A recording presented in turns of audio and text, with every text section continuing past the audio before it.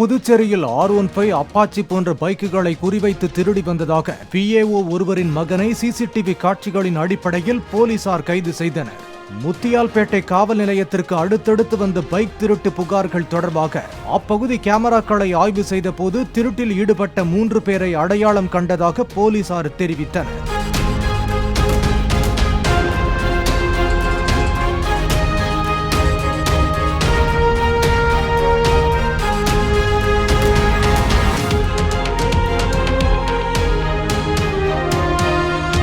திண்டிவனத்தைச் சேர்ந்த PAO ஒருவரின் மகனான சையத் காலிமை கைது செய்தனர்.